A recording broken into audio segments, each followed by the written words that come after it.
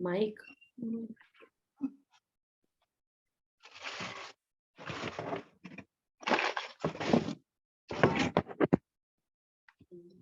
अच्छा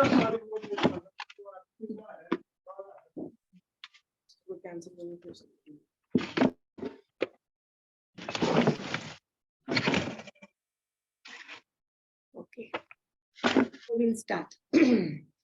ओम सहना भवतु सहनौ भुनक्तु सह वीर्यंकरवावहै तेजस्विनावधीतमस्तु मा विद्विषावहै।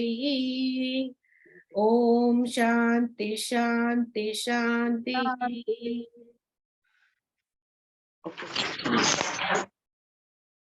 अब हम शुरू कर रहे हैं. We going to start with the 12th verse. Second chapter का 12th वर्स है. तो ये श्लोक जो है ये कृष्ण भगवान ने शुरू किया है, अभी बोलना शुरू किए हैं. ये श्लोक बोलता है, I did not exist at any time in the past. You did not exist. These kings did not exist. Such an idea will not be true. All of us will exist hereafter and this is also true. अब वो क्या कह रहे हैं? कृष्ण भगवान कह रहे हैं कि अर्जुन, जो तुम ये सोच रहे हो कि भाई मैं इन लोगों को कैसे मारूं, ये तुम्हारे सामने जो लोग खड़े हैं तुम उनको देख करके भ्रमित हो रहे हो कि मैं इनको कैसे मारूं. अब मेरी बात एक तुम समझो कि ये चीज बोलना कि ये लोग पहले नहीं थे या फिर ये पहले थे, तुम पहले नहीं थे या मैं पहले था, या फिर इन ये जितने भी हमारे आसपास लोग खड़े हुए हैं ये पहले नहीं थे या पहले थे, ये सब जो है ना ये कंफ्यूजन क्रिएट करेंगे. मतलब क्या कहना चाह रहे हैं? वो ये कहना चाह रहे हैं कि जो तुम्हें यहाँ पर दिखाई दे रहे हैं ना वो सब शरीर है, जो मैं भी दिखाई दे रहा हूँ ना मैं भी शरीर हूँ, और जो तुम भी हो ना तो तुम भी शरीर हो. लेकिन हम सबकी जो आत्मा है वो एक ही है, और वो आज जहां पर हम खड़े हैं यहाँ पर खड़े होने से पहले भी थी लेकिन शरीर अलग था. आज जो हम खड़े हैं हमारे शरीर दिख रहे हैं तुम्हें, लेकिन हमारे इस शरीर को छोड़ने के बाद में आत्मा फिर कोई और शरीर पकड़ लेगी, लेकिन वो रहेगी यहीं पर ही. यानी कि हम लोग जो अभी इस स्थिति में है, जो भी हम है, हमारा पला पला नाम है, पला पला देश में रह रहे हैं, पला पला जगह पे रह रहे हैं, पला पला के बेटा है, बेटी है, पला पला के हस्बैंड है, वाइफ है, पला पला की माँ है, हमारा एड्रेस है, ये सब सिर्फ अभी के लिए है. अभी मतलब कुछ समय से है, लेकिन ऐसा नहीं है कि हम यहाँ पर नहीं थे. हम इस धरती पर करोड़ों अरबों सालों से हैं. कब? जब से ये सृष्टि शुरू हुई थी. अब देखो इस सृष्टि को शुरू हुए हुए ये हर बार की ना एक सृष्टि की रचना की जाती है भगवान के द्वारा, जिसमें कि 4 युग होते हैं. फिर उन युगों के बाद में एक प्रलय होती है. प्रलय के समय पर पूरी सृष्टि का विनाश हो जाता है, तो वो पूरी की पूरी सृष्टि खत्म हो जाती है. दोबारा से एक बारी और रचना होती है, फिर चारों युग आते हैं, फिर प्रलय आती है, फिर ये सृष्टि खत्म हो जाती है.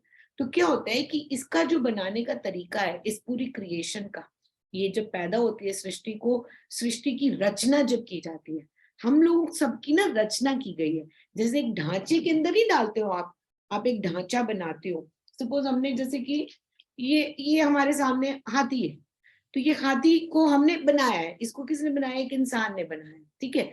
तो ओरिजिनली जो असली का हाथी है ना वो भगवान ने बनाया, उस ढांचे को बनाया, और उसी भगवान उस हाथी के अंदर जाकर के आत्मा स्वरूप में बैठ गए. अब आत्मा क्या होती है? आत्मा वो होती है जैसे कि हमारी ये लाइट है.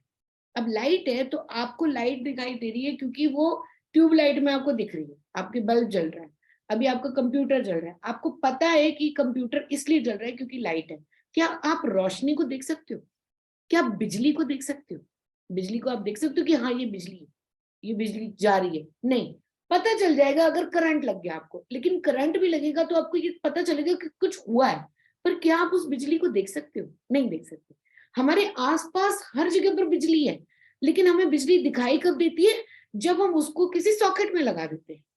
आपने फ्रिज को सॉकेट में लगा दिया, वो चलने लग गया. क्यों? क्योंकि उसको बिजली मिल रही है, ठीक है. आपको वो बिजली नहीं दिखाई देगी. इसी तरीके से आत्मा जो है ना वो हर जगह है, हर समय है, हर चीज में है. लेकिन जैसे ही उसको एक शरीर मिल जाता है तो वो जीवित हो जाती है, वो दिखाई देने लग जाती है. ये भी इस समय पर एक रचित की हुई एक बॉडी है, लेकिन क्योंकि आत्मा अभी इसको नहीं मिली है तो ये ऐसी पड़ा हुआ है ना। तो आत्मा जो है वो हमारे आसपास है। आत्मा हर समय पर नया शरीर धारण करती है, जैसे कि हम नए कपड़े धारण करते हैं वैसे। और आत्मा हमेशा से, सदियों से रह रही है। हमारे पास ये जो शरीर अभी आया है ना, ये एक टेम्परेरी आया है, कपड़ों की तरह आया है। कोई ऐसा समय नहीं था, प्रभु कहते हैं, जब तुम नहीं थे अर्जुन। अर्जुन, तुम तो इस शरीर में अभी अर्जुन के नाम से दिखाई दे रहे हो। क्यों? क्योंकि तुम्हारी माता कुंती ने तुम्हें पैदा किया, तुम्हें एक शरीर दिया है, ठीक है। लेकिन ये जो शरीर तुम्हें मिला हुआ है, इसकी जो आत्मा है वो कई सदियों से जी रही है। और वो कई सदियों से पता है क्यों जी रही है? किस लिए जी रही है? क्योंकि आत्मा का परमात्मा से मिलन नहीं हुआ अभी तक। जब तक इस आत्मा का परमात्मा के साथ मिलन नहीं होता, तब तक हमारे शरीर बदलते रहेंगे, बदलते रहेंगे, बदलते रहेंगे। अच्छा, जो हमारे आसपास आपको और शरीर दिखाई दे रहे हैं ना, जैसे कि जानवर हैं, पशु हैं, पक्षी हैं, मछली है, चिड़िया है, चींटी है, ये सब जो है ना, इनके पास में वो शक्ति नहीं है कि वो अपनी आत्मा को परमात्मा के साथ मिला सके। लेकिन एक इंसान ही है जिसके अंदर ये शक्ति है, जो कि आत्मा को परमात्मा के साथ मिला सकती है। क्यों? क्योंकि हमारे अंदर ना एक सिक्स सेंस होता है। जैसे कि आपने एक रोटी ली, रोटी आपने गाय के सामने डाल दी, ठीक है। गाय क्या करेगी? उसको उसको खा लेगी, क्योंकि उसकी प्रवृत्ति जो है वो उसको खाने में है। इंसान को आपने रोटी दी तो वो क्या कहेगा? घी तो लगा दो, अरे थोड़ी सब्जी भी तो दो साथ में, थोड़ा गुड़ दे दो, नहीं तो अच्छा थोड़ी शक्कर ही डाल दो। क्यों? ये क्या होता है, इंसान के अंदर एक चॉइस होती है कि मैं क्या करूं, मैं किस तरीके से उसको खाऊं। जानवरों में नहीं होती। जानवरों को आप जैसे दोगे ना वो खा लेंगे, जितना उसका पेट भर जाएगा बाकी छोड़ देंगे। तो जितना उनको चाहिए उनको मिल जाता है, वो खा लेते हैं, तृप्ति हो जाती है उनकी। इंसान ही है जिसके पास एक ये चूज करने की शक्ति होती है कि मैं क्या करूं, मैं क्या ना करूं। अब ये जो शक्ति है, ये इंसान को वही यही वाली शक्ति जो है वो उसको परमात्मा के साथ मिलाती है। कब मिलाती है? जब उसके अंदर ज्ञान आता है। ज्ञान क्या आता है? कि वो परमात्मा और मैं आत्मा एक ही है, ठीक है। तो मैं आत्मा और वो परमात्मा एक ही है। पर ये जो शरीर है ना, ये शरीर तो पहले बहुत सदियों से था। आज गोरे रंग का है, पता नहीं कभी काले रंग का था। आज हिंदुस्तान में है, कभी यूरोप में था, कभी अमेरिका में था, कभी काली चमड़ी का था, कभी मेरे दांत दूसरे तरह के थे, कभी मेरी हाइट छोटी थी, कभी मेरी लंबी थी। ये शरीर कितनी बार गरुड़ पुराण पढ़ोगे ना, गरुड़ पुराण में क्या लिखा हुआ है कि जब ये शरीर जाता है तो अलग अलग योनियों में से गुजर के जाता है। कभी हमने इस शरीर, ये आत्मा जो है हमारी, आदमी इंसान का शरीर छोड़ करके हाथी के शरीर में घुस जाएगी, हाथी का शरीर छोड़ करके सांप के शरीर में घुस जाएगी, सांप का शरीर छोड़ करके मछली के शरीर में घुस जाएगी। तो अलग अलग शरीरों को बदलती रहेगी, और ये बदलती रहेगी, सदियों तक बदलती रहेगी। और इंसान के अंदर वो जो दुख है, वो दुख हमेशा से ही रहेगा, चाहे वो कोई भी शरीर ले ले। आप ये नहीं समझ सकते हो कि आपको ये दुख जो मिल रहा है, आपको ये लगता है कि हमारा, हमें जो है ना, हमारी जिंदगी के अंदर दुख ही दुख है, दुख ही दुख है, दुख ही दुख है। एक्चुअली हमारे कोई भी जिंदगी में कोई दुख नहीं होता। दुख हमें भगवान ने दिया ही नहीं है, क्योंकि भगवान के अंदर वो जो एक ममता है ना हम लोगों के लिए, उसमें दुख कहीं आता ही नहीं है। क्या माँ अपने बच्चों को दुखी देख सकती है? नहीं देख सकती ना। हम कोई भी अपने बच्चों के लिए ऐसा काम करेंगे जिससे हमारे बच्चे दुखी हो? नहीं ना। तो भगवान क्या हमारे लिए दुख पैदा करते हैं? भगवान दुख पैदा नहीं करते। इंसान अपने लिए दुख खुद ही पैदा करता है। क्यों पैदा करता है? वो अटैचमेंट की वजह से पैदा करता है। आपको एक अटैचमेंट होती है। अच्छा, आज सपोज अपने आप को आप देखो, आज आप क्या कर रहे हो? आज आपने, आपकी शादी हो गई है, आप घर गृहस्थी चला रहे हो अपनी, ठीक है। आप घर गृहस्थी चला रहे हो, आप देखते हो दूसरे लोगों को, आपने देखा कि एक आपके जितनी उम्र की औरत है, ऑफिस जा रही है, गाड़ी है, उसके नौकर चाकर उसका बैग पकड़ के पीछे पीछे जा रहे हैं। अब उसको देख के, हाय काश मुझे भी ऐसा जीवन मिला होता, मेरे भी आसपास गाड़ी होती, मेरे भी नौकर चाकर घूम रहे होते। तो प्रभु क्या कहते हैं? प्रभु को और कोई काम नहीं है, बिल्कुल वेले है भगवान। तथास्तु कहने का काम है उनका। वो कहते तथास्तु, कहते तथास्तु, पर अब मेरा ये शरीर तो खत्म हो गया, कोई बात नहीं, नया शरीर ले लो। तो अगला शरीर दे देंगे, उसके अंदर क्या, आपको बड़ा अफसर बना के भेज देंगे। अब जब आप बड़े अफसर बन गए, तब आप कहते हो फिर आप दूसरों, जो घर पे बैठी है ना लेडी, उसके साथ आप कंपेयर करते हो, उसके जैसा होना चाहिए था। क्या भगवान ने मुझे अफसर बना दिया, सारा दिन फाइलों के अंदर बैठ करके मेरे को अपना सर खपाना पड़ता है, अफसरों को सलूट मारना पड़ता है। ये नौकर चाकर मेरे पीछे बैठे, मुझे तो पता भी नहीं मेरे पर्स में से कब चोरी कर रहे हैं, कब नहीं कर रहे, कभी क्या कर रहे हैं, कभी क्या नहीं कर रहे। आपको वो चिंता है, अपना खराब करना शुरू कर देती है। तो दुख नहीं है हमारे, ये हमारी खुद की इच्छाएं ही है जो हमें यहाँ तक लेकर के आई, और हम इन्हीं इच्छाओं की वजह से अपने लिए आगे जन्म पे जन्म, जन्म पे जन्म, जन्म पे जन्म पैदा करते रहते हैं। आपने देखा कि हाँ, नीता अंबानी को देखो, नए नए पर्स लेकर के घूम रही है। क्या नीता अंबानी के पास प्रॉब्लम नहीं है? अरे भैया, उसके पास इतनी प्रॉब्लम है कि हमारी सबकी प्रॉब्लम उसके सामने इतनी छोटी छोटी लगेगी। जितना इंसान के पास पैसा होता है, जितना उसके पास रुतबा होता है, हम लोग आश्रम में रहते थे, बड़े बड़े फिल्म स्टार, रजनीकांत हो, मोदी जी है, रजनीकांत हो गया, टीवीएस की ओनर शीला बालाजी हो गई, ये सारे आकर के वहां रो रहे होते थे। तो हमें स्वामी जी आकर के कहते बनना है इनकी जैसे, देख लो ये पैसे वाले लोग हैं, इनका नाम है दुनिया में, ये वर्ल्ड फेमस लोग हैं, देखो यहाँ रो रहे हैं पड़े हुए, बनना है। हम कहते थे नहीं, दोबारा पैदा नहीं होना, चाहे कुछ भी हो जाए। तो जब आपके अंदर ये इच्छा आ जाती है ना कि अब मेरे को कुछ भी हो जाए, अब दोबारा पैदा नहीं होना, तो फिर आपको नया शरीर नहीं मिलता है। आपको नया शरीर तब मिलता है जब आपकी इच्छाएं इस शरीर के साथ में जुड़ी हुई होती है। तो ये हम डिटेल में आगे देखेंगे भगवत गीता में। फिलहाल जो कृष्ण भगवान ये कह रहे हैं कि ऐसा कभी भी नहीं था अर्जुन कि हमारे पास, हम इस धरती पे नहीं थे, ऐसा कभी एक क्षण भर के लिए भी नहीं हुआ है। शरीर अलग अलग जरूर थे, लेकिन हम पहले से भी थे। और ये जो तुम्हारे सामने खड़े हुए हैं ना, ये इसी समय, इस समय पर इस शरीर के साथ खड़े हुए। भाई, इनके सामने जो खड़े हुए थे, भीष्म पितामह खड़े हुए थे। कौन थे वो? भीष्म पितामह जो है देवलोक के एक देव थे, जो दव्यू, दव्यू करके उनका नाम था, दव्यू नाम के एक देव थे। वो कैसे आए थे देव? उनको वहां पर श्राप मिला था स्वर्ग में। अप्सराएं जो है वो नाच रही थी, एक अप्सरा का पल्लू नीचे गिर गया, तो ये देवी जो है उनको देख रहे थे, वो हंस दिए हा करके। तो उनको श्राप मिल गया कि तुम जाओ, तुम्हें तो धरती पर पैदा होना पड़ेगा। धरती पर पैदा होने का मतलब, मृत्यु लोक में पैदा होने का मतलब सौरो ही सौरो है भाई, दुखी दुखे मृत्यु लोक पर। तो यहाँ पर तो कोई पैदा होना चाहता नहीं है।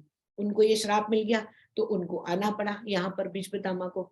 जब श्राप मिल गया है, तो उसके बाद में ये 8 भाई थे, 7 तो चले गए वापस। सबसे ज्यादा जो है इन्होंने अप्सरा का वो तिरस्कार किया था। तो इनको बोला कि तुम्हें जो है कई साल लग जाएंगे, तुम्हें धरती पर दुख भोगना ही पड़ेगा, तुम सारे दुखों को भोगने के बाद ही वापस आ सकते हो।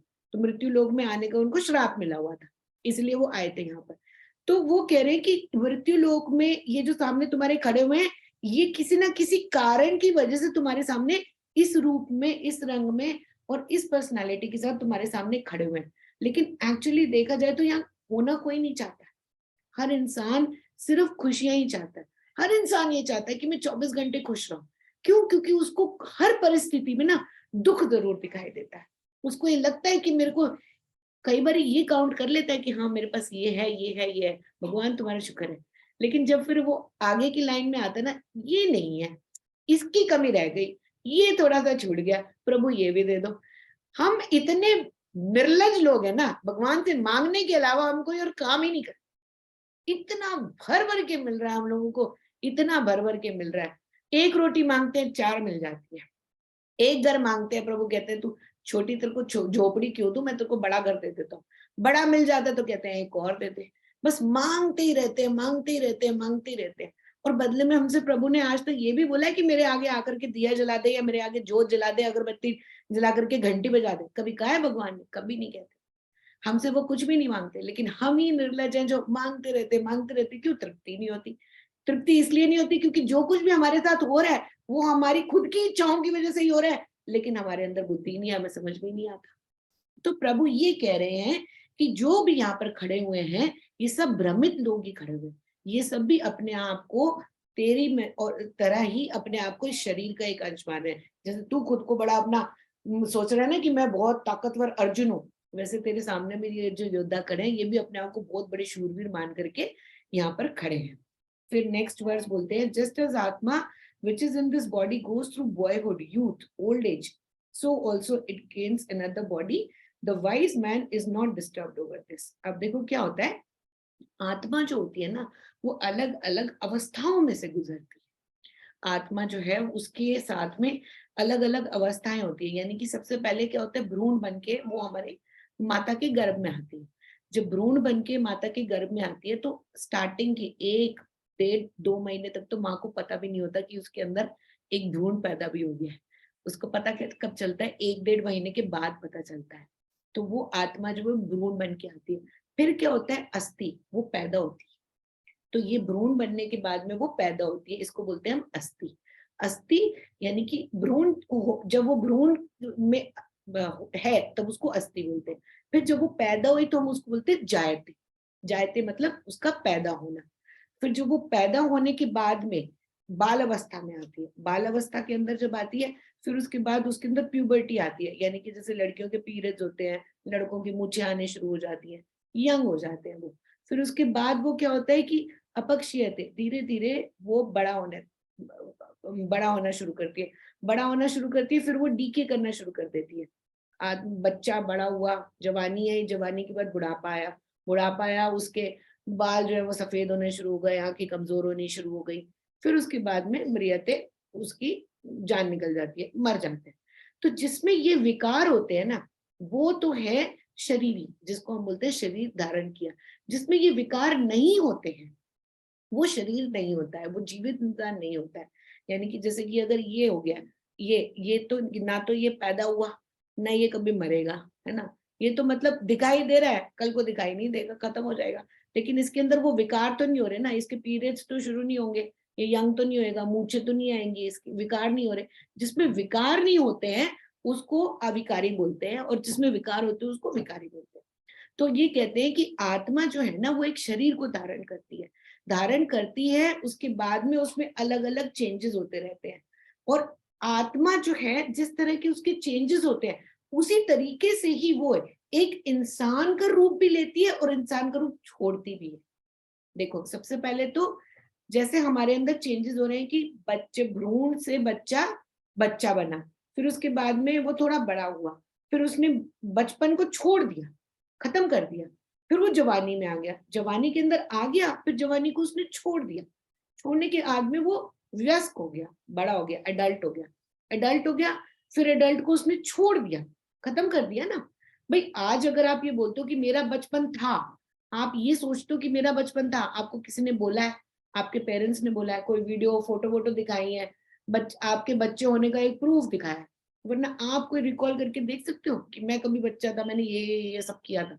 नहीं पता होता ना। हमने जवानी में हमने ये किया था, एक आध छोटी बहुत हमें चीज ध्यान रहती है, लेकिन सारा कुछ हमें याद होता है हमने क्या किया था? नहीं होता ना। क्यों? क्योंकि हम वो चैप्टर क्लोज कर देते हैं, खत्म कर देते हैं। ये जवानी है, अभी आई है, खत्म हो गई, तो वो खत्म, नष्ट हो गई ना। इसी तरीके से शरीर भी हमें मिलता है, शरीर के अंदर हम आते हैं, फिर उसके बाद ये विकार होते हैं, और उसके बाद ये नष्ट हो जाता है, खत्म हो जाता है, फिर हमें नया शरीर मिलता है। जब नया शरीर मिलता है तो हमें किसी किसी को ये ज्ञान होता है कि मेरा पिछला शरीर कैसा था। कोई होता है, उसको हम जो है शास्त्रों में उसको उसका नाम दिया जाता है, एक युंजन योगी, युंजन योगी के नाम से उसको बोलते हैं। युंजन योगी जो होते हैं ना, उन लोगों को पता होता है कि हमने पहले कितने शरीर हमें मिले थे, हम कौन कौन से शरीर में होके आ चुके हैं।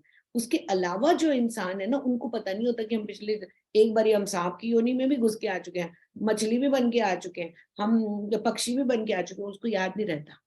लेकिन ये युंजन योगी एक तरह के योगी होते हैं जिनको याद होता है। आजकल साइंस ने भी हमारी बहुत तरक्की कर ली है, हिप्नोटिस करके वो आपको बता देते हैं कि आप पिछले जन्म में ये थे।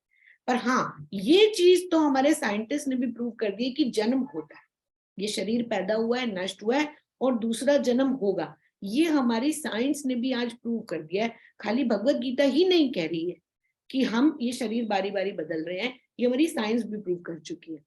तो अब वो कहते हैं कि एक तुमने एक अवस्था को छोड़ा, इसी तरह तुम इस शरीर को भी छोड़ोगे।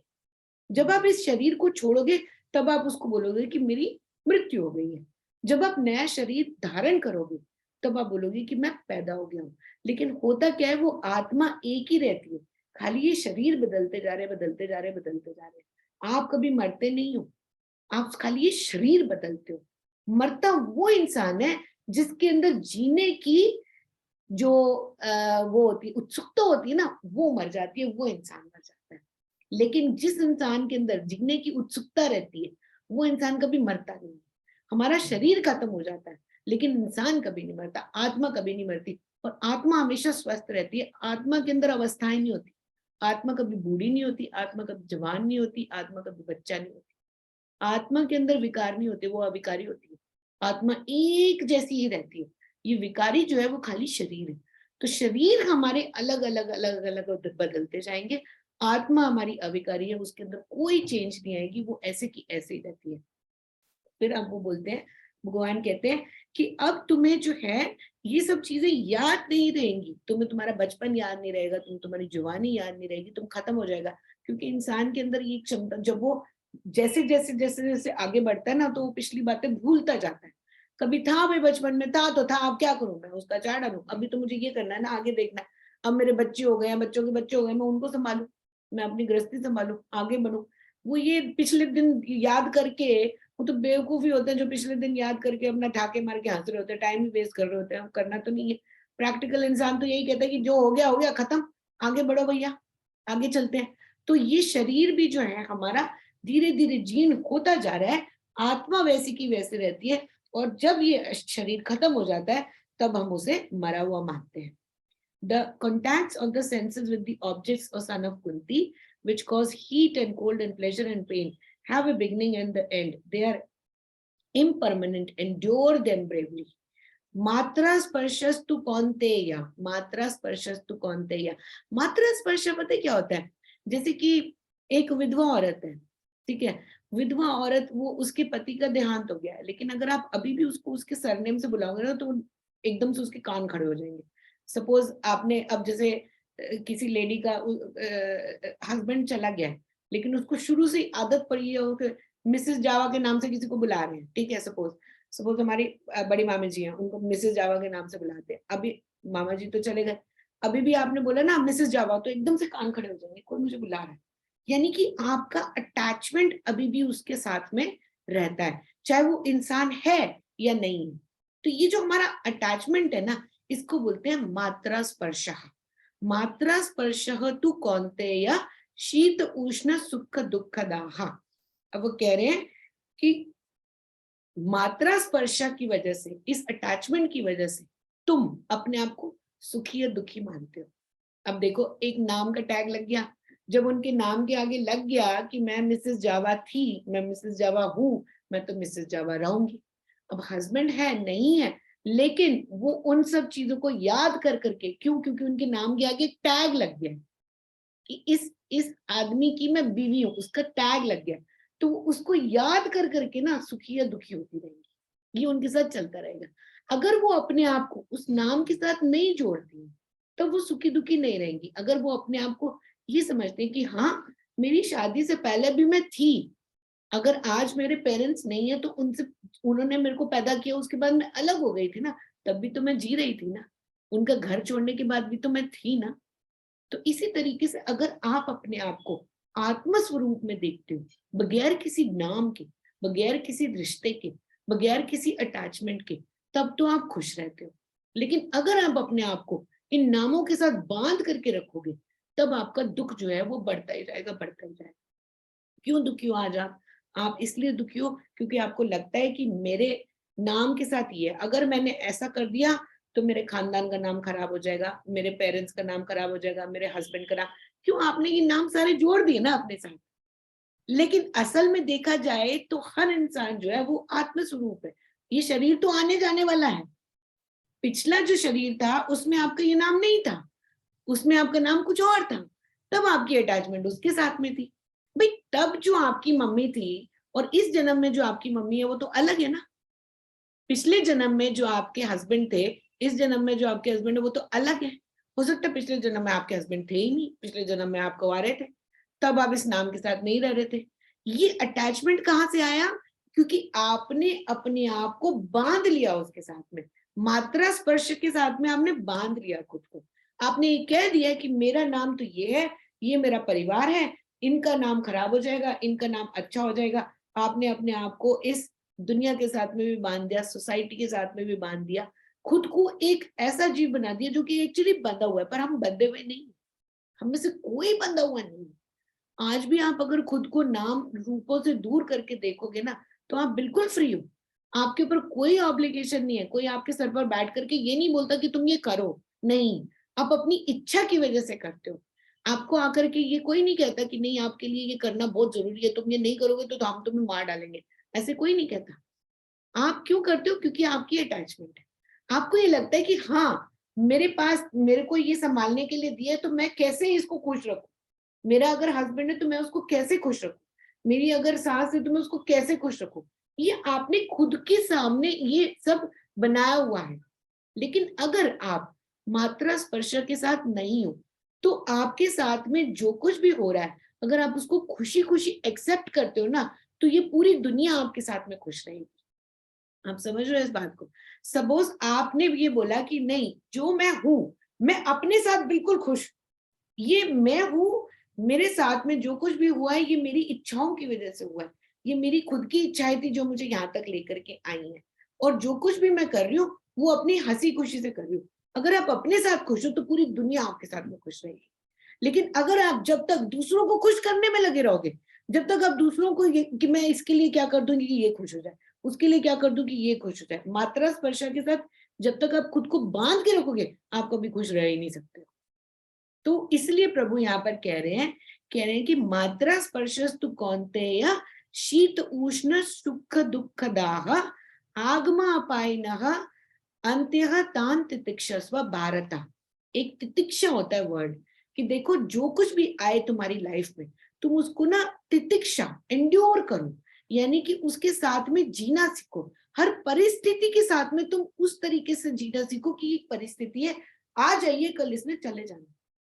कोई भी परिस्थिति हमेशा एक जैसी नहीं होती, कभी भी नहीं होती है। हमारे अंदर सिर्फ पता है क्या कमी होती है कि हम ना चीजों को अच्छाई जब देखते हैं तो हमें वो चीजें ललचाने लग जाती हैं। फिर जैसे ही हमें उसकी बुराइयां दिखने लगती हैं, अरे छोड़ना इसको, दूर करो इसे, हमें नहीं चाहिए। पहले आपको क्या होता है, अच्छा किसी एक लड़का लड़की को देखने के लिए आया, उसने क्या करा, देखा क्या देखने में तो बहुत सुंदर है, अच्छा बात करके देखता हूँ, बातें तो बड़ी प्यारी प्यारी कर रही है, अच्छा देखते हो इससे पूछ करके देखता हूँ कितनी पढ़ी लिखी है, अच्छा पढ़ाई भी बड़ी अच्छी की है, चलो इससे शादी कर लेते हैं। अच्छा अच्छा उसने सारा कुछ देख लिया। जब शादी कर ली तो लड़की भी कंफर्टेबल हो गई, लड़का भी कंफर्टेबल हो गया। शादी के कुछ सालों के बाद में आपको पता चलता है, धीरे धीरे पता लगना शुरू हो जाता है, हे राम शक्ल तो देख ली मैंने, ये तो देखा नहीं इसको खाना नहीं बनाना आता। फिर उसके बाद हे राम मैंने ये तो देख लिया कितनी पढ़ी लिखी है, ये तो मैंने सोचा नहीं कि घर का काम तो ये करती नहीं है। फिर लड़का देख रहा है, हे राम ये तो मैंने अच्छा देख लिया, ये तो मैंने देखा नहीं। फिर लड़की देखती है उसके अंदर, मैंने ये तो देखा था, मैंने तो सोचा था वो ये मेरे को रोज शॉपिंग कराने ले जाएगा, ये तो कहीं भी नहीं लेकर के जाता। मैंने तो ये सोचा था कि ये मेरे लिए ये सब काम करेगी, ये तो कुछ भी नहीं करता, ये तो पलंग से भी नहीं हिलता, ये तो ग्लास तक नहीं उठाता, सारे काम मैं ही करूं। धीरे धीरे ना आपको उसकी बुराइयां दिखनी शुरू हो जाती है। जब आपको बुराइयां दिखनी शुरू हो जाती हैं फिर आप कहते हैं दूर करो इससे दूर हो जाओ, है ना। तो ये इंसान के अंदर ये जो तोल मोल करने की भावना होती है ना, आज तो मुझे ये चीज चाहिए, कल मुझे ये चीज नहीं चाहिए, इसी के अंदर ही पूरी जिंदगी वो डॉल जाता है। तो यहाँ पर प्रभु कह रहे हैं ताम तितिक्षस्व, यानी कि तुम जो हर चीज के साथ में अपने आप की तुलना करते हो और दूसरी चीजों के अंदर खूबियां देखते हो या उनकी कमियां देखते हो, उसके हिसाब से तुम अपने आप को उसके साथ अच्छे से देखना चाहते हो या बुरे से। बुरा तो कोई खैर कोई देखना नहीं चाहता, लेकिन ये देखते हो कि हाँ डिफिकल्टी नहीं आए, मेरी जिंदगी आगे संवर जाएगी, आप ये सोचते हो। लेकिन एग्जैक्टली उस सिचुएशन को सिचुएशन के हिसाब से देखो। अभी जो खुशी आई है वो कल दुख भी बन सकती है, जो कल दुख आया है या आज जो दुख आया है वो कल को खुशी भी बनेगी। कोई भी परिस्थिति किसी भी समय पर किसी भी टाइम के लिए कभी भी परमानेंट नहीं होती। हर चीज जो है ना वो बदलती जा रही है, बदलती जा रही है, बदलती जा रही है। आज आपने कोई चीज खरीदी, आपने ये कहा कि नहीं ये चीज जो है ये बहुत अच्छी है, अरे ये तो ज़ारा की है, ये तो बहुत अच्छी है, इसको मैं खरीद लूं। बाद में आपने पता चला कि अब इसको मैंने खरीद तो लिया है, हर महीने मेरे को इसकी इंस्टॉलमेंट देनी पड़ रही है। ठीक है, आपने घर में नौकर रखा, किस लिए रखा, अपनी सुख सुविधा के लिए रखा। बाद में पता चल रहा है कि नौकर को बोला 5 बजे चाय दे, 5 बजे ही देगा, 4:30 बजे चाय की तलब लग गई तो मिलेगी नहीं, नौकर के नौकर बन के आप बैठ गए, है ना। गाड़ी खरीदी आपने कि मेरे को कहीं जाना है आना है सुख मिलेगा, बाद में पता चल रहा है इंश्योरेंस भी भरनी है, फिर उसके बाद में उसकी रोज उठ करके सफाई भी करो, अंदर गाड़ी बच्चों ने गंदी कर दी अंदर से भी सफाई करो, एक दिन तो मेरा गाड़ी की सफाई करने में ही निकल जाता है। आप अपनी चीजों के ही गुलाम बन के रह जाते हो, आप लोगों के ही गुलाम बन के रह जाते हो। आप सोचते हो कि मुझे सुख मिलेगा, मिलता उसमें क्या है, आपको गुलामी मिल जाती है। तो प्रभु ये कह रहे हैं कि देखो जो चीज देख करके तुम तोल मोल कर रहे हो ना, और ये सोच रहे हो कि ये चीज मिल जाएगी तो मेरे साथ ऐसा हो जाएगा, मेरे साथ अच्छा हो जाएगा, ऐसा नहीं होता है। क्योंकि परिस्थिति हमेशा बदलती रहती है। आज जो अच्छा है वो कल बुरा दिखाई देगा, जो कल बुरा है वो अच्छा दिखाई देगा। देखने में तुम्हारी आंखों में कमजोरी है। परिस्थिति तो बदल रही है 24 घंटे, लेकिन आज तुम्हें वो अच्छी दिखेगी, कल वो तुम्हें बुरी दिखाई देने लग जाएगी। इसलिए तुम तितीक्षा रखो, यानी कि परिस्थिति जो है वो बदलती जा रही है, पर तुम अपने देखने का नजरिया बदल दो। अपने आप को उस तरीके से तोल मोल के भाव में मत रखो कि हाँ ये मुझे आज अच्छा लग रहा है, कल मुझे बुरा लग रहा है। फिर वो कहते हैं, ओ Arjuna, that person whom these sense organs and objects do not disturb, who are same in pain and pleasure, and who is wise alone becomes fit for immorality. कहते हैं अब किसको मिलता है ये मोक्ष? किसको मिलता है मोक्ष? किसको मिलता है भाई? मोक्ष उसको मिलता है जो कि जिसके अंदर धीर होता है, धैर्य होता है। कहते हैं कि एक राजा था, तो राजा के ना 3 बेटे थे, तीनों बड़े लायक थे। अब राजा को गद्दी संभालने के लिए जो है एक उन तीनों में से चूज करना था कि भैया किसको मैं गद्दी संभालने के लिए दूं। कहते मेरे को तो मेरे तीनों बेटे पसंद है। अब ये कैसे पता लगाया जाए कि इनमें से कौन सा ज्यादा सियाना है, तो क्या करूं मैं? तो कहते हैं कि तीनों को बुलाते हैं, कहते हैं कि इधर आओ। तो तीनों बच्चे आ जाते हैं, जी पापा बताओ। कहते कि मैंने ना बेटा आज तक ना बब्बू गोशे का पेड़ नहीं देखा। तू एक एक तो पहले बड़े बेटे को बोलते तू जा करके जा और देख करके क्या कि बब्बू गोशे का पेड़ कैसा होता है। तो ये बच्चा जाता है, यहाँ से जाता है, उसको 1 महीना लग जाता है, ढूंढते ढूंढते ढूंढता है, पेड़ देखता है, फिर वापस आता है। 1 डेढ़ महीना, 2 महीने, 3 महीने लग जाते हैं भैया उसको आने जाने में। देख करके वापस आकर के पापा को कहता है, पापा बब्बू गोशे का पेड़ तो बिल्कुल बेकार था, डंडी डंडी थी, कुछ भी ना पत्ता था ना फल था ना कुछ था। पता नहीं आपको किसने बोल दिया कि बब्बू गोशे का पेड़ तो बड़ा अच्छा है। तो तू सही जगह पर गया था? बोला हाँ मैं तो बिल्कुल सही जगह पर गया था, मैंने लोगों से पूछा, बोला यही है बब्बू गोशे का पेड़। कहते ठीक है तू बैठ जा। दूसरे वाले को बुलाया, तू आ जा भाई। उसको बोले जा तू देख करके। वो गया, 2 महीने 3 महीने लगा दिए उसने। जब वहां गया फिर वापस आया, बोले हाँ बता बब्बू गोशे का पेड़ कैसा होता है? कहते पापा पेड़ तो ना पूरा हरा भरा, बड़ा अच्छा सुंदर दिख रहा था, पत्ते ही पत्ते थे उसके ऊपर, लेकिन फल मुझे एक भी नहीं दिखा। तो बोले फल नहीं दिखा? बोले नहीं भैया फल तो नहीं दिखा, मुझे तो पेड़ दिखा, बहुत हरा भरा पेड़ था, एकदम कसा तना हुआ, ऊंचा लंबा पेड़ था। उसने बताया। बोले ठीक है, तीसरे बच्चे को बुलाया, तू जा। ये गया, तीसरा बच्चा गया तो ये वापस आया, मैंने बताया बब्बू गोशे का पेड़ कैसा होता है? कहते पापा क्या कमाल कर रहे हो, बब्बू गोशे का क्या पेड़ था, इतने बड़े बड़े फल लगे हुए उसमें, बब्बू गोशे देखो मैं तो तोड़ के भी लाया तुम्हारे लिए, उसमें पत्ते भी थे, तना भी था, बच्चे खेल रहे थे, बच्चे उसको पत्थर मार रहे थे, उसमें से सारे फल गिर गिर के वो सारे इकट्ठे कर रहे थे। अरे वाह पापा मुझे तो बड़ा मजा आ गया पेड़ देख करके, पूरा इतना अच्छा हरा भरा पेड़, सब कुछ इतना अच्छा।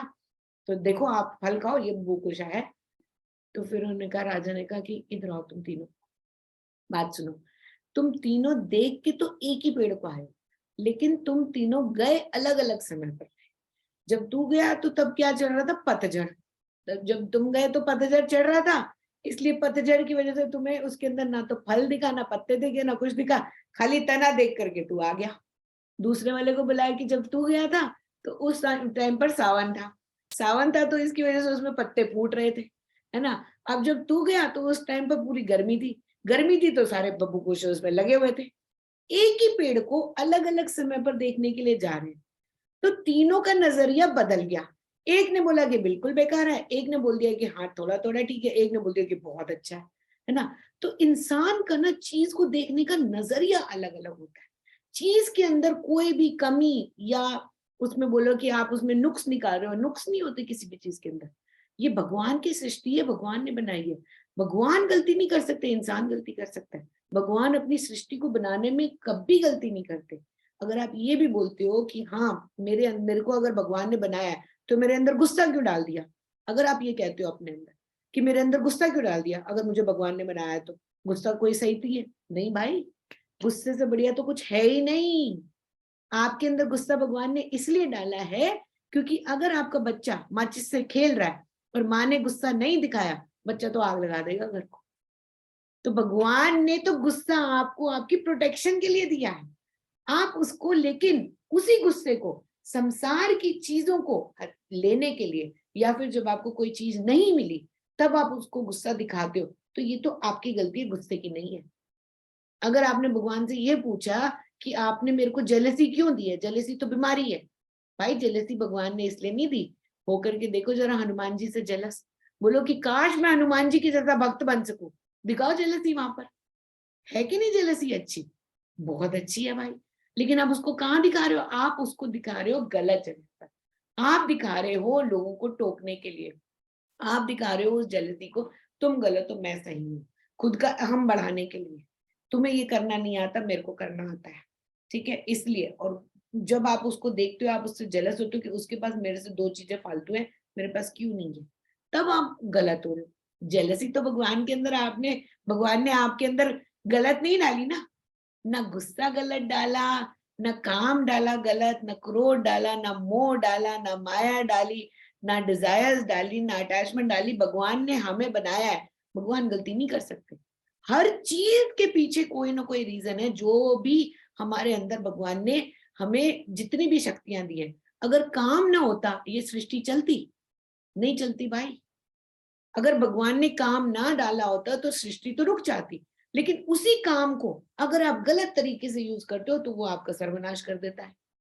गुस्सा ना होता तो हर बच्चा हर घर में आग लगा देता माचिस से खेलते हुए, हर बच्चे चाकू से खेल खेल करके दूसरे बच्चे को मार देता अगर माँ गुस्सा ना दिखाए तो। लेकिन उसी गुस्से को आपने क्या किया, आपने दूसरों को छोटा दिखाने के लिए यूज करना शुरू कर दिया, आपका सर्वनाश हो गया, है ना। तो इसी तरीके से अगर हमारे अंदर जितनी भी चीजें, मोह मोह दिखाओ, प्रभु में दिखाओ ना मोह, प्रभु मैं आपको देखना चाहता हूँ, ये मोह है। प्रभु मैं आपके साथ बगैर रह नहीं सकता, ये मोह है। लेकिन मोह कहाँ दिखाते हैं, हाय बेटा नहीं आया अभी तक, पता नहीं कहीं फंस ना गया हो, हाय मेरे बेटे का एक्सीडेंट ना हो गया हो, हाय मेरा पति नहीं आया, हाय मेरे पति कहीं यहाँ ना फंस गया हो, मैं वो ना हो गया हो। चिंता कर करके कर करके आपने उस मोह को जो है सर्वनाश कर दिया। तो ये हमें भगवान ने जो बनाया है, we are 100% perfect creation of ईश्वर। हमारे साथ में जो कुछ भी हो रहा है वो हमारी इच्छाओं की वजह से हो रहा है, हमारे अंदर जो कुछ भी है वो भगवान ने बहुत अच्छा दिया हुआ है, लेकिन हम उसको सही तरीके से देख नहीं सकते हैं। अब एक फादर था, उसकी दो बेटियां थी, तो दो बेटियां थी, एक का ब्याह कर दिया उसने, एक इसके साथ में क्या नाम है, किसान के साथ। तो उसके घर गया, तो बोला बेटी तुझे क्या चाहिए, तो बेटी कहती है पापा किसान, मैं मेरे पति तो किसान है, आप भगवान से ना जरा पूजा करो कि इस बारी ना बारिश जम क्यों है। तो कहते ठीक है। छोटी बेटी का जो शादी थी वो कर दी थी कुम्हार से, तो कहती है पापा आप आयो मिलने, आप इस बारी ना भगवान से ना जरा प्रे करना, उनको कहना कि इस बारी बारिश ना हो, मेरे सारे मटके जो है बड़ी मेहनत से बनाए फूट जाए। तो बेचारा घर आता है, पापा घर आता है, कहता है प्रभु अब मैं क्या प्रार्थना करूं, एक के घर में अगर आपने बरसात कर दी तो वो खुश हो रही है, वही बरसात कर दी दूसरी रो रही है, अब मैं आपसे ये बोलूं कि बरसात करो या ना करो तो मैं कुछ नहीं कहता, आपका जो मन करे आप वही करो, ठीक है। तो वो वही बरसात है, एक के लिए तो वो खुशियां ला रही है, एक के लिए वो दुख ला रही है। तो कहते हैं मैं क्या करूं, मैं इसके लिए सुख मांगू या उसके लिए सुख मांगू, इसलिए आपका जो मन करे आप वो करो। बरसात की कोई गलती नहीं है, प्रभु की सृष्टि में कोई गलती नहीं है, हमारा देखने का नजरिया ही गलत है, हम उसको सही नजरिए से देखते ही नहीं है। जिस इंसान के पास सारी सहूलतें हैं ना, वो बाहर, जिसके घर में हीटर भी लगा हुआ है, जिसके पास गर्म कपड़े भी हैं, कंबल भी है, वो खिड़की के बाहर जब बर्फ पड़ रही होती है ना, उसको बड़ा मजा आता है देखने में, ओए होए बर्फ पड़ रही है। लेकिन जिसके पास कुछ भी नहीं है ना, उसके लिए बर्फ ऐसी हत्या बन करके आती ना कि हे प्रभु कहाँ से दे दी बर्फ, मैं कहाँ मरूं, मेरे पास तो एक कंबल तक नहीं है पहनने के लिए, उसके लिए कितनी दिक्कत हो जाती है ना। तो वही बर्फ है, एक उसको उसमें मजे ले रहा है, दूसरा इंसान कह रहा है कि ये क्या बन करके आ गई। तो प्रभु की सृष्टि में तो कोई कमी है ही नहीं, कहीं भी नहीं है। हमारा देखने का नजरिया, हमारा समझने का नजरिया इतना खराब है, और हम हमेशा उसके लिए प्रभु को दोष देते रहते हैं।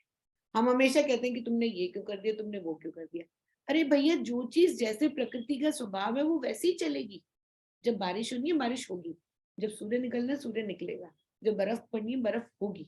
लेकिन तुम अपने कर्मों को अगर सही कर दोगे ना, तो तुम्हें ये कोई भी चीज कभी नुकसान नहीं देगी। इसलिए वो ये कह रहे हैं प्रभु कि अर्जुन तुम अपने आप को, अपना देखने का नजरिया बदलो। पुरुष षर्षभा यानी कि तुम पुरुषों में सबसे ज्यादा तेज, बहुत ज्यादा तुम्हारे अंदर पावर है, तुम्हारे अंदर शक्ति है, लेकिन तुम जो कुछ भी तुम्हें दिखता है उसके दिखावे में मत आ जाओ। चीजें जैसी दिखती हैं वैसी होती नहीं है, जो चीज तुम्हें सुनाई देती है वो वैसी होती नहीं है। नाक में खुशबू आ गई समोसे की तो फटाफट अब तो मन ललचा जाएगा कि कुछ भी हो जाए समोसा खाना है ना। दिखाई दे गई कोई चीज सुंदर सी, देख लिया अपना फोन के अंदर कोई कपड़े देख लिए, अब तो मुझे यही चाहिए, अब तो मुझे यही पश्मीना की शॉल खरीदनी है। तो हमें ना तो अपनी आंखों के ऊपर, ना अपनी जबान के ऊपर, ना अपने कानों के ऊपर, किसी के ऊपर भी संयम नहीं है। बिल्कुल भी हमारा सारे जितने भी हमारी इंद्रियां हैं वो सारी की सारी वहीं भागती रहती है जहां जहां पर हमने देख लिया, जो चीज पसंद आने लग गई वो चीज हमें चाहिए, जो चीज पसंद नहीं आई वो हमें फेंकनी है उठा करके। तो इसलिए प्रभु ये कह रहे हैं कि तुम तो हो बहुत स्मार्ट, लेकिन अपने ऊपर एक संयम रखना सीखो, अपने ऊपर काबू रखना सीखो।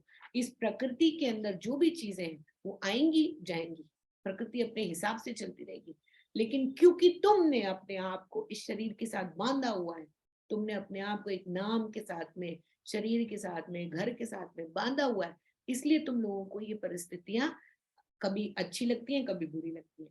फिर नेक्स्ट 16th वर्स में वो कहते हैं ये बड़ी मजेदार है। There is no existence for the unreal, there is no non-existence for the real. The truth is both indeed seen by the seers of reality. ये असतो न असतो विद्यते भाव, न अभाव विद्यते सतः। यहाँ पर ना दो नए वर्ड हम प्रभु सिखाते हैं, एक बोलते हैं सत और एक बोलते हैं असत। ये दो वर्ड सिखाए जा रहे हैं। सत का मतलब होता है सत्यम, असत का मतलब होता है जो सत्य नहीं है, यानी कि मिथ्या। ठीक है, तो अब जो हमारा शरीर है ना वो क्या है, असत है।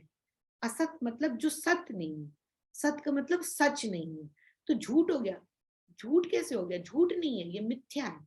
मिथ्या और झूठ में एक फर्क होता है। झूठ क्या होता है, अगर आपने बोला कि विंध्या पुत्र, यानी कि बांझ औरत को बेटा हुआ है, ये तो झूठ हो गया, ये हो गया झूठ। बांझ जो औरत है वो बेटा पैदा नहीं कर सकती, इसको बोलते हैं हम झूठ। मिथ्या होता है कि जो हमें दिखाई तो दे रही है लेकिन असल में वो है नहीं।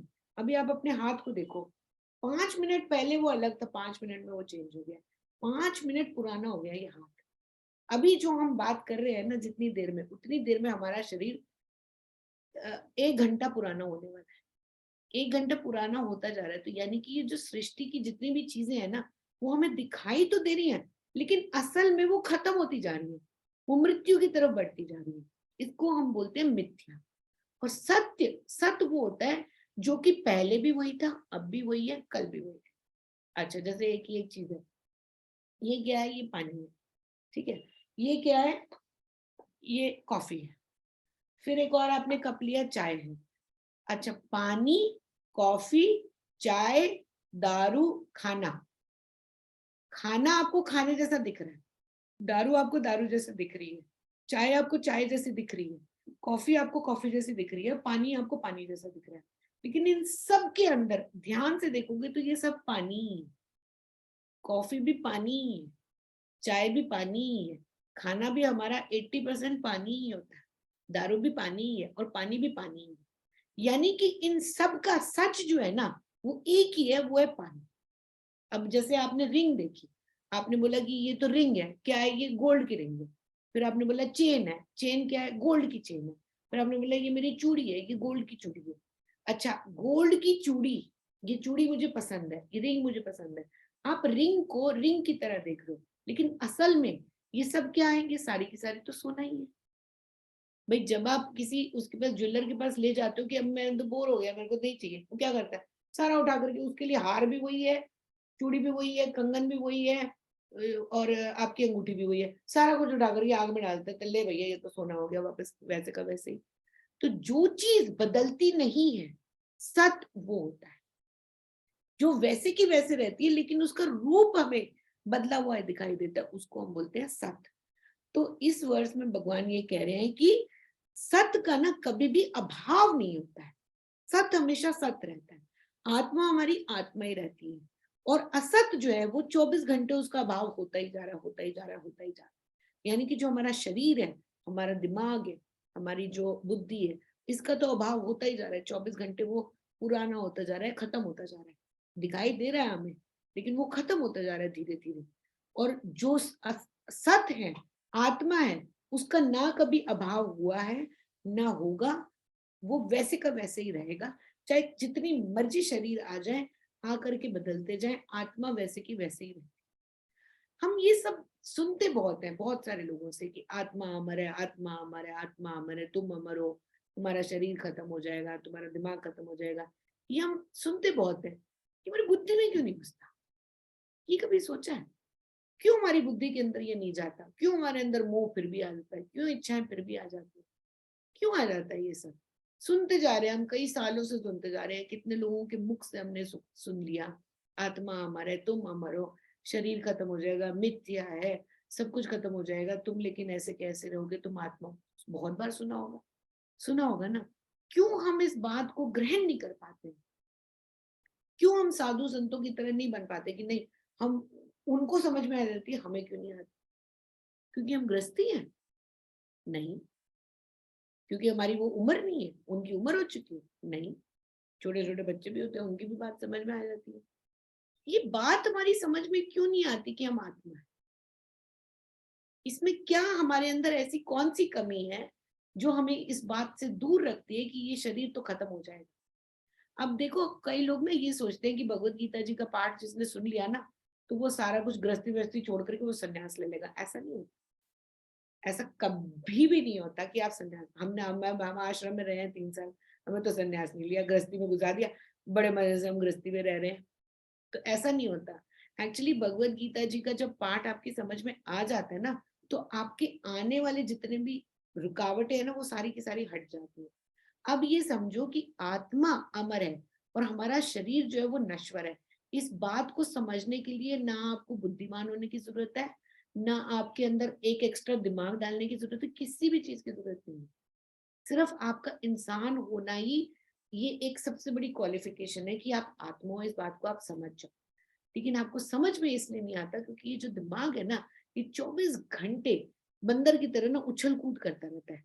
कभी यहाँ कभी वहां, कभी यहाँ कभी वहां, कभी यहाँ कभी वहां, कभी यहाँ कभी वहां। अभी भी आप मेरी बात तो सुन रहे हो, मन में इच्छा कुछ और चल रही है, दिमाग में कुछ और चल रहा है, कान में शब्द जा रहे हैं, लेकिन ये तीनों, ये जो हमारा ये 3 जगहों का एक एक ऐक्य है ना, वो नहीं बैठ पा रहा। अभी भी क्या हो रहा है ना कि आप मेरी बात तो सुन रहे हो, थोड़ी थोड़ी देर में घड़ी की तरफ जाएगी नजर, फिर जाएगी कि रात को खाना भी बनाना है, फिर ये सोचोगे कि कल सुबह का नाश्ता भी बनेगा, फिर याद आ जाएगा कि अरे अभी हस्बैंड के आने का भी टाइम हो गया, देखो वो आएंगे, कुछ बात करो है। फिर उसके बाद इच्छाएं भी हैं, यहाँ इच्छाएं भी हैं जो आपको जीवित रखती हैं। ये हमारा ना एक कोऑर्डिनेशन नहीं बैठता है। जिस दिन आपका ये तीनों का कोऑर्डिनेशन एक हो जाएगा ना, उस दिन आप अमर हो जाओगे, उस दिन आपको समझ में आ जाएगा कि आत्मा क्या है। इसके लिए क्या करना होता है कि आप जो भी काम कर रहे हो ना, अपना पूरा का पूरा दिमाग उसी के अंदर ही डाल दो। इसको हम बोलते हैं सच्चिदानंद, जिसको हम बोलते हैं आत्मा। सपोज आप सुबह उठे, आपने उठ करके क्या किया कि आप उठ करके ब्रश कर दो। ब्रश करते करते आपका ब्रश में ध्यान नहीं जाता कभी भी। आपके दिमाग में पता है क्या होता है, अभी मुझे नहाना है, अरे पानी मैंने गर्म किया या नहीं, अरे नाश्ते में आज क्या बनेगा, आज मैं फिर लेट हो गई, वो काम रह गया। कभी आपका ब्रश में ध्यान नहीं जाएगा। फिर आप गए किचन में, आपने चाय का पानी रखा, चाय का पानी रखा तो आप चाय बना रहे हो, दिमाग में क्या चल रहा है, अरे मैं तो पूजा तो करी नहीं, चलो मैं अभी फटाफट मंत्र पढ़ देती हूँ। फिर आपने कहा कि आज थोड़ा ठंडे पानी से नहा लिया, थोड़ा जुकाम हो गया। चाय जो काम कर रहे हो ना, आप चाय बना रहे हो, उसमें तो दिमाग जाएगा ही नहीं कभी। वो चाय बेचारी चाय बन के रह जाएगी। खाना आपने खा लिया, खाना खाते खाते मुंह में डाल रहे हो पराठा, सोच रहे हो काश इडली मिल जाती, दिमाग में घूम रही है इडली, मुंह में जा रहा पराठा, इच्छा कर रही है कि हाय 5 स्टार में खाता है, घर का खाना क्यों खा रहा हूँ। ये तीनों कभी इकट्ठी बैठती नहीं है। जिस इंसान की ये तीनों चीजें एक हो जाती है ना, वो अमर हो जाता है ना। जो जो काम कर रहा है उसी के अंदर ही जब अपना 100% डाल देता है, तो वो आत्मा और परमात्मा एक हो जाते हैं, जिसको हम बोलते हैं सच्चिदानंद। इसका और इससे सरल कोई तरीका है ही नहीं जो मैंने आपको बताया। जो भी आप काम कर रहे हो, चाहे वो कुछ भी कर रहे हो आप, उसके साथ एक होकर के अपना दिमाग भी वही डालो, इच्छा भी वही डालो। ना आगे का सोचो, ना पीछे का सोचो। ये मत सोचो कि आगे मुझे ये करना है, ये मत सोचो कि मैंने पहले क्या कर दिया। जो कर रहे हो ना अभी वो करो। चाय पी रहे हो ना, तो बैठ करके चुस्की लेकर के चाय का स्वाद लो, आहा मजा आ गया। जिस दिन आपने ये कर लिया बगैर किसी इच्छा के, बगैर कुछ और सोचे हुए, तब आप अमर हो गए, तब आपके आत्मा का परमात्मा के साथ मिलन हो गया। इसके लिए कोई और क्वालिफिकेशन नहीं चाहिए आपको। नहाते नहाते जब आप ये सोच रहे हो ना कि ये मेरा शरीर मंदिर है, इसमें आत्मा रहती है, इसको साफ कर लूँ, इसको साफ करके रखूं, यहाँ से बदबू ना आए, इधर कुछ लगा लूं ताकि दूसरा बंदा जो मेरे साइड में से होकर के जाए ना उसको बदबू ना आए, मुंह साफ कर लूं ताकि मेरे मुंह से बदबू ना आए, किसी को डिस्टर्बेंस ना। उस दिन आप अमर हो गए, ये आपकी अमरता हो गई। लेकिन जिस दिन आपने नहाते नहाते आपके दिमाग में कुछ और चल रहा है, इच्छाएं कुछ और चल रही है, वो अमरता नहीं होती। फिर आप में और एक इंसान के अंदर और जानवर के अंदर कोई फर्क नहीं होता फिर। लेकिन इंसान इंसान तब बनता है जब उसकी इच्छा शक्ति, सोचने की शक्ति और जो भी वो कह सुन रहा है वो सब एक ही उसमें चल रही है, एक ही लेवल पर चल रही है। वो इंसान अमर है। उसके लिए ना तो शरीर आएगा ना जाएगा, क्यों? आगे की उसने सोचनी नहीं, पीछे का उसने सोचना है। जब तक आप आगे पीछे की सोचते रहोगे तब तक आप वो काम जो है, ये मोमेंट जो है उसको खत्म कर दोगे। लाइफ के अंदर कुछ बड़ा नहीं होता। लाइफ के अंदर कुछ बड़ा नहीं होता कि कल, आज मैं नैनीताल जाकर के मोमबत्तियां लाऊं, कल किसी दिन आएगा तब मैं जलाऊंगा। मत करना ये सब, वो दिन आएगा ही नहीं कभी। वो मोमबत्तियां खरीद पड़ी पड़ी खराब हो जाएंगी, फेंक दोगे आप उसको। आज है जो भी, अगर कोई चीज लाए हो ना उसको जलाओ, आज उसको उसका भोग करो। आज जो भोग करोगे ना, यही सीरीज पूरी एक एक एक एक एक एक एक एक करके आपकी पूरी लाइफ बन जाती है। आप अगर वेट करते रहोगे ना, ये होगा तब मैं वो कर दूंगा, वो होगा तब मैं ऐसे कर दूंगा, वो होगा तब मैं ऐसे कर दूंगा, तो आपने अपनी पूरी जिंदगी खराब कर दी, क्योंकि वो समय कभी आएगा ही नहीं। आज की इसी मोमेंट को, अभी जो काम कर रहे हो आप उसको एंजॉय करो। इसी को हम बोलते हैं आत्मा। आत्मा के साथ एक होना, इसी को ही बोला जाता है। अगर आपने कोई टीवी देख रहे हो तो सारा कुछ छोड़ छाड़ के टीवी देखो, बस जो देख रहे हो उसका आनंद लो। ये छोटे छोटे आनंद आपके टीवी देखने में, नहाने में, चाय बनाने में, खाना बनाने में, खिलाने में, ये पूरे दिन के छोटे छोटे छोटे छोटे आनंद ना आपके रात तक की इतनी बड़ी खुशी होती है। लेकिन ये छोटी छोटी चीजों को आप छोड़ दोगे ना, तो ये रात तक ना आपके दिमाग में इतना बड़ा बोझ बन के ना ज्वालामुखी बन के फटेगा। क्यों? क्योंकि आपने पूरे दिन को यूज ही नहीं करा। आप वेरी गुड, पूरे दिन को बहुत यूज अच्छा, नहीं कर रहे। बहुत अच्छा बोल रहे हो, बहुत ही अच्छा। इससे ज्यादा आनंद नहीं है कुछ। इस समय बहुत। को तो आपने छोड़ दिया, है ना? हाँ। इस समय भगवत गीता का पाठ चल रहा है, वो तो आप सुन नहीं रहे। क्यों? दिमाग कहीं और चल रहा है, कान कुछ और सुन रहे हैं, इच्छाएं कुछ और कह रही है। तो ये सारा कुछ ज्वालामुखी बन करके फटेगा दिमाग के अंदर। और ये रोज का ज्वालामुखी बनते बनते बनते बनते बनते आप बोलेंगे सत्यानाश, मैंने पूरी जिंदगी में अपने कुछ नहीं किया। आपको बोझ लगने लग जाएगी अपनी जिंदगी। तो प्रभु ये कह रहे हैं कि सत्य के साथ रहो। सत्य का कभी अभाव नहीं होता। आत्मा जो है उसका कभी अभाव नहीं होता। और असत का जो है वो एकदम नश्वर होती जा रही है। आपकी जो जिंदगी है वो खत्म होती जा रही है, होती जा रही है, होती जा रही है। आपने अगर इस समय का सदुपयोग नहीं किया, इस समय को यूटिलाइज नहीं किया, तो फिर दोबारा कभी वो समय आएगा नहीं जब आप खुश रहे। इसी मोमेंट को एंजॉय करो। अगर आप ये सोचते हो कि मेरे पास जब वो आ जाएगा, या मैं उस मकाम तक पहुंच जाऊं, या फिर ऐसा हो जाएगा तब मेरे को खुशी वैसी वाली मिलेगी, वो कभी नहीं आएगा भाई। वो आ ही नहीं सकता। क्यों? क्योंकि बड़ी खुशी जैसी कोई चीज होती ही नहीं है। कौन सी चीज होती है बड़ी खुशी? आपने बच्चों की शादी करी, आपको क्या लगता है कि अगर आपने 500 लोगों को बुलाया, 500 के 500 खुश होकर गए थे? मतलब ही नहीं 500 के 500 खुश होकर के गए। उसमें से कुछ लोग ऐसे होंगे जो बोलेंगे नेक तो कुछ दिया नहीं, कुछ बोलेंगे हाय मैंने तो ये सोचा था कि मेरे से ज्यादा सुंदर कोई नहीं लगेगा, मेरे से तो ज्यादा महंगी महंगी साड़ियों में औरतें आ गई। कोई ये सोच रही होगी कि मेरे गहने फीके लग रहे थे, कोई कुछ सोच रहा होगा, कोई कुछ सोच रहा होगा। भैया जो 2 लोग फेरे ले रहे हैं ना, उनके बारे में वो 500 लोगों में से कोई एक बंदा भी नहीं सोच रहा होता उस टाइम। इनफैक्ट वो दोनों भी एक दूसरे के बारे में नहीं सोच रहे होते, अपने बारे में ही सोच रहे होते जिनकी शादी हो रही होती है। वो भी, दुल्हन भी ये सोच रही थी हाय मेरा मेकअप ना निकल जाए, दूल्हा भी ये सोच रहा होता कि फटाफट दोस्तों के साथ निकलूं, मेरे फेरे हो, मैं फटाफट जाकर के उनके साथ शराब पीऊं। है कि नहीं? तो जो इंसान जो कर रहा होता है ना, उसके साथ में जब तक आप नहीं रहोगे ना, तब तक आप अपनी पूरी जिंदगी खराब कर दोगे। आपको कभी खुशी मिलेगी ही नहीं। आज में जियो, अब में जियो। इस समय में जियो और इच्छाओं को आने दो। ये नहीं कह रहे भगवान, ये नहीं कहते कि इच्छाओं को मत आने दो, कह रहे आने दो इच्छाओं को, लेकिन देखो उनको। जब इच्छाएं आती हैं तो देखो, ठीक है इच्छा आ गई, मुझे ये चीज चाहिए, लेकिन अगर तुम उसके लिए प्रिपेयर नहीं हो, पहले ये भी सोच लो कि ये इच्छा आई है, गाड़ी लेनी है, इंश्योरेंस कराने के लिए पैसे हैं, उसको साफ करने के लिए टाइम है, कपड़ा लेकर के खड़े होकर के धोने का टाइम है, नहीं तो कल रोएगा भाई। पहले सोच ले, जो इच्छा आई है उसके साथ में कभी भी ना दिन के साथ रात जरूर होती है, रात के बाद दिन जरूर होता है। कोई भी आप चीज लोगे उसके साथ अच्छा बुरा दोनों साथ में ही होते हैं। जब भी कोई इच्छा आएगी उसको तोल मोल लो, ये इच्छा आई है, मैं इच्छा की तरफ आंखों पे पट्टी बांध करके तो नहीं भाग रहा, नहीं। तो ये सोचो कि हर चीज के साथ में धुआं जो है वो अग्नि के साथ जरूर आएगा, चाहे कुछ भी हो जाए। ऐसा नहीं हो सकता कि आपने आग जलाई और धुआं नहीं है। धुएं को टॉलरेट करने की क्षमता है, तब आप आग के अंदर अपने आप को गर्मी दिला पाओगे। लेकिन अगर आपको आंखें बंद करनी है ना, तब आपको गर्मी नहीं मिलेगी। कोई भी ऐसी दुनिया की चीज नहीं है जो कि धुएं और आग के जैसे उसके साथ में कालिक और रोशनी दोनों ना।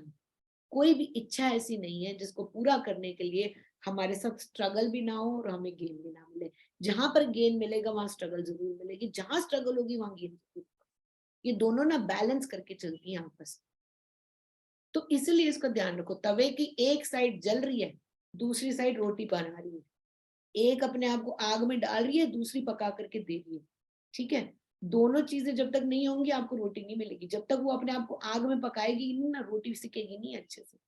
तो आपकी जो भी इच्छा आ रही है ना, उसके साथ में सिकना तो जरूर पड़ेगा भाई, वरना रोटी तो बनेगी नहीं अच्छी।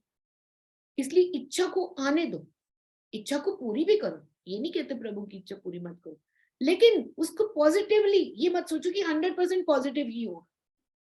उसके साथ धुआं आएगा, तुम्हारे अंदर क्षमता है धुएं को बर्दाश्त करने की, तब तो करो। ये सोचो कि हाय बहू आ जाए, बहू आ जाए, बहू आ जाए, कल को आ गई बहू, दिखाने दिए नखरे, उसने 2 मिनट में दिखा दिया कि भैया तुम बैठी रहो बुढ़िया, तुम्हारे बस का कुछ नहीं है, मैं तो ये करूंगी वो करूंगी, हाय मैंने क्यों मांग ली बहू, फिर रोने पिटने बैठ जाओगे, है ना। तो इसलिए जो भी चीज आती है उसके साथ में आग के साथ धुआं हमेशा रहता है। प्रभु कह रहे हैं सत के साथ रहो, असत के साथ नहीं। जो असत है ना वो तो खत्म होता जाए, ये हमारा शरीर तो खत्म होता जा रहा है, लेकिन तुम शरीर के पीछे भागते रहोगे भागते रहोगे भागते रहोगे, मैं इसको सुंदर भी बना लूं, मैं दूसरों को भी दिखा लूं, मैं ये भी कर लूं, मैं वो भी कर लूं, सारी जिंदगी सत्यानाश कर दोगे। दूसरों को दिखाने के लिए जब तक जीते रहोगे, सब पूरी जिंदगी अपनी सत्यानाश कर दोगे। खुद को खुश रहो, खुद के साथ खुश रहो, इस पल में खुश रहो। लिव दिस मिनट, ये मिनट अभी के अभी। चाय पियो ढंग से, खाना खाओ ढंग से, बैठो ढंग से, सुनो ढंग से, बात करो ढंग से, मजेदार हो जाएगी जिंदगी, कोई दुख रहेगा ही नहीं बिल्कुल भी। तो सत का अभाव नहीं होता और असत का अभाव ही अभाव है। ये शरीर तो जाता जा रहा है, जाता जा रहा है, शरीर के साथ जब तक एक रहोगे तब तक आप नष्ट ही होते रहोगे। इस बात को जिसने समझ लिया उसके पास पूरे वेदों का ज्ञान हो गया। यही पूरे वेदों का ज्ञान है कि सत का कभी अभाव नहीं आता, आत्मा हमारी यही रहती है। अब मैंने आपको बड़े सरल ढंग से बता दिया है कि आत्मा और परमात्मा क्या होती है। मेरे ख्याल से इतने सरल तरीके से तो बड़ा मुश्किल है समझाना, है ना। तो ये कोई बड़ा बोल नहीं है, आत्मा परमात्मा बड़े बड़े हैं जी, पोथियां पढ़ लो आप, ये कर लो, नहीं। अभी इसी क्षण के साथ रहो, अपनी बुद्धि का और अपनी डिजायर्स का जो कि आपके अंदर है, मेरी इच्छाएं, मेरी बुद्धि और मेरा शरीर है, एक लय होकर के एक तरह से जब तक चलेगा, तब आप अपनी आत्मा के साथ हो। उसको अलग अलग जब आपने कर दिया, सर्वनाश की तरह। ठीक है जी, ये हो गया आज का चैप्टर। अब हम करेंगे शुरू 17th वर्स से नेक्स्ट टाइम। तो बुक देख लेना बेटा, बुक मिले तो। हाँ जी दी, आई गेट इट। हाँ, बाकी व्यूअर्स को भी सबको प्लीज बाय दिस बुक, ये अमेज़न पर अवेलेबल है, ये बुक हम यूज करेंगे, प्लीज बाय दिस। और ये एक हार्ड कवर में आ रही है, एक सॉफ्ट कवर में आ रही है। आपको लिंक मैंने शेयर कर दिया है, तो आप लिंक पर जा करके इसको ले सकते हैं। प्रेयर कर लेते हैं। ओम पूर्णमदः पूर्णमिदं पूर्णात् पूर्णमुदच्यते पूर्णस्य पूर्णमदाय पूर्णमेवावशिष्यते। ओम शांति शांति। शांति शांति शांति।